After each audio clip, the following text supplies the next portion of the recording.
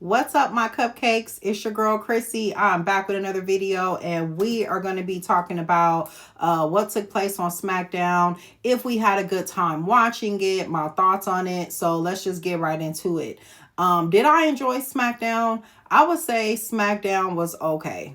It was pretty much the same old, same old. You know, I still stand on Smackdown is missing something. I don't know if it's Cody not being there, you know, maybe some vets. I'm not really sure, but SmackDown is SmackDowning right now. Like I said, did I enjoy the show? I would say SmackDown was like a C. And I'm being generous giving it a C, honestly. I'm only giving it a C because Brock Lesnar and AJ Lee came back. So if they wouldn't have came back, I probably would have had to just call it right down the line and give it an F, because Jesus. Anyway, let's get into how the show opened. So the show opens up with John Cena. He comes out to a thunderous pop. Chicago crowd filling them, giving them all the love.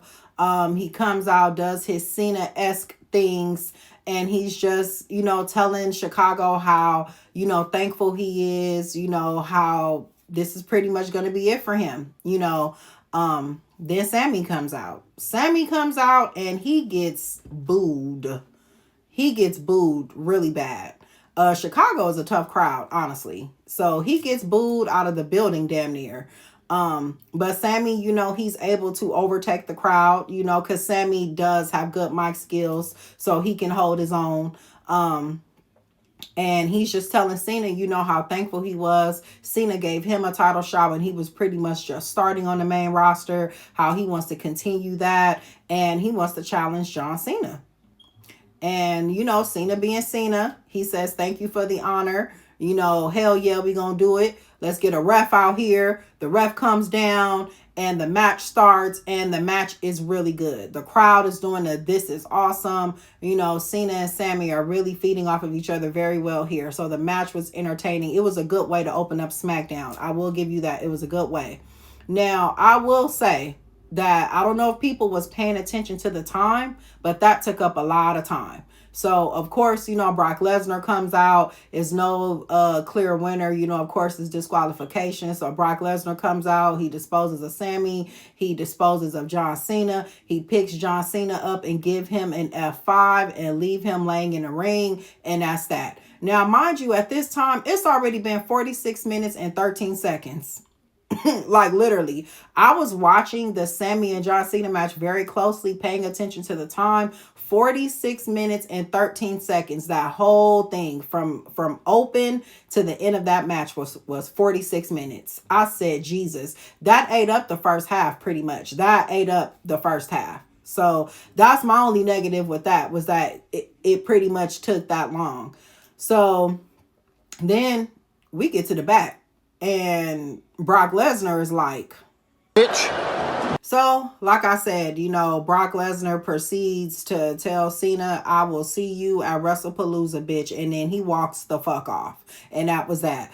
So then we have like a backstage segment with Mello and Miz. Mello is really advocating for himself to get a U.S. title shot. I don't know if that's really going to be in the cards. If it is, I'm totally here for it. But, Miz comes out and does his Miz-esque things, and still trying to get him to do the tag team stuff with him that Mello is really not interested in. So we'll see how that ends up working out.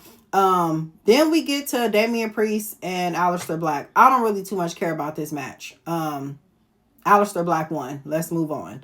Then we get a backstage segment with Tiffany and the interviewer. And Tiffany is basically talking her shit. Like, Jade can talk all she wants to. Anytime I faced her, I beat her. It's not going to change. Basically, like I said, they lining them up for Tiffany, and Tiffany keep knocking them down. So we'll see how that ends up playing out. To be honest, I don't know if Jade is going to beat Tiffany for the title. She may end up beating somebody else for it. I'm not really sure. So right after that, we get another backstage segment. Basically, Jade was watching Tiffany's interview. So she basically, like, all right, girl, whatever. Nia Jax walks in and says the same thing. Like, girl, didn't you lose? And Jade was like, girl, didn't you lose too? Like, shut the fuck up. So they were kind of bickering back and forth, and then that was that. We get Michin versus Julia Snooze Fest. I don't have nothing to say about that. Then we get another backstage segment with Alexa Bliss and Charlotte, and I don't really know what that was about. I was kind of in and out, so I don't know what that was about. So then we get to the finale of SmackDown. You know, all the shenanigans is about to happen. You know, Seth music comes out and Chicago does serenade him to the ring, you know, doing his oh, oh, oh. And Punk comes out. Seth comes out. Becky comes out. Everybody is out there. So Seth is like up there in the stands. Punk and Becky is pretty much in the ring. And, you know, Punk really talking shit to Becky. Like, basically, you should be thankful that I don't put my hands on women, but you don't think I don't got a sister that could climb this barricade and beat your ass? You don't think I can't call in a favor to Rhea Ripley and have her beat your ass? Basically, I got bitches for you. What's up? That's what that came off as. And Becky like, I don't give a fuck who you call. They want the smoke? Hey, I'm right here. What's up? What's good? Becky then proceeds to slap the shit out of Punk. Right, left, backhand, front hand, you name it. She was just whoop, bop, whoop, bop, whoop, bop, bam on that ass. So Punk gets out of the ring. You know, he's trying not to take it there with Becky. And we all know what happens next. AJ Lee music hits. Seth looks like this. Becky looks like that. And AJ Lee looks like this. So everybody is kind of with the different facial expressions here. So Punk is happy to, of course, see AJ Lee. AJ Lee gets a huge pop from the crowd. She comes out. She does her skipping and all of that. She gets in the ring and she pretty much lets Becky have it. And I give it to Becky because she was selling for AJ Lee. I don't care what nobody say. She was selling for AJ Lee. Them hits, everything. Everything came off perfectly. Becky Lynch could sell. That's how you want to look. The problem with a lot of these females today is everybody want to look tough. Everybody want to look like they're not flustered or they're not scared. That is how you tell a story. You have to look like somebody could possibly be a threat. That is how you tell a story. I must reiterate. This is how you tell a story. So Becky and AJ Lee, they going at it in the ring. AJ Lee is pretty much having her way with Becky. You know, she's slapping her around, tossing her to the floor. She getting on top of her, throwing them bows on top of her.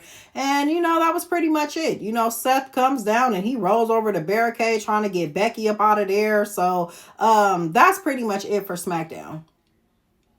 Like I said, it was really okay. Outside of that happening, it was still the same stuff. Clearly, I can't wait to see these four in the ring together and do a promo segment because it's going to be epic. So, that's pretty much my thoughts on SmackDown, you guys. You let me know in the comments what you give SmackDown. Did you enjoy it or was it a snooze fest? Y'all let me know and I will check you guys later.